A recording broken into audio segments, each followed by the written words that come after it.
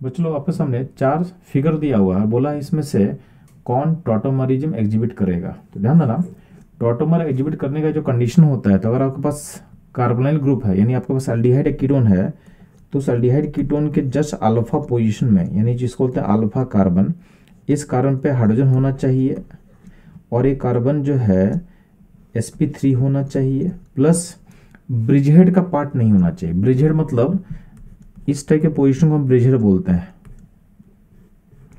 ये पोजीशन को बोला गया ब्रिजहेड।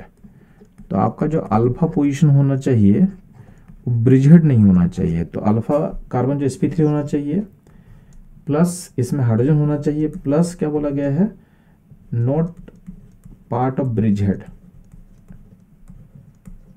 क्योंकि प्रॉब्लम क्या होगा कि ब्रिजहेड पोजीशन में sp2 हाइब्रिडेशन पॉसिबल नहीं होता, यहाँ पे sp2 होना पॉसिबल नहीं है। ठीक है, ब्रिजहेड पोजीशन का जो कार्बन है sp2 नहीं लेगा।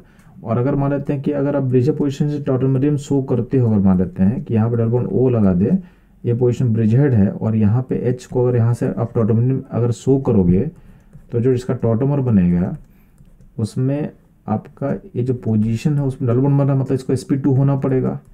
और मैं क्या बोल रहा हूँ कि आपका जो ब्रिजहेड पोजीशन वहाँ पे कार्बन जो है sp2 स्टेट को अक्वायर नहीं करता है, इसलिए ये पॉसिबिलिटी नहीं होता है। ठीक है, तो कंडीशन समझ में आ गया आपको।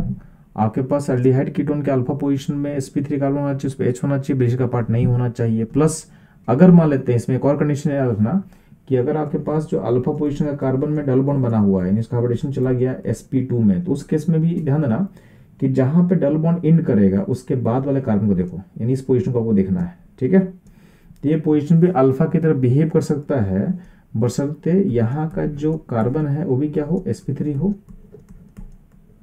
इसमें हाइड्रोजन हो और ब्रिज का पार्ट नहीं होना चाहिए, ब्रिज का पार्ट नहीं होना चाहिए। सेम कंडीशन अप्लाई करो।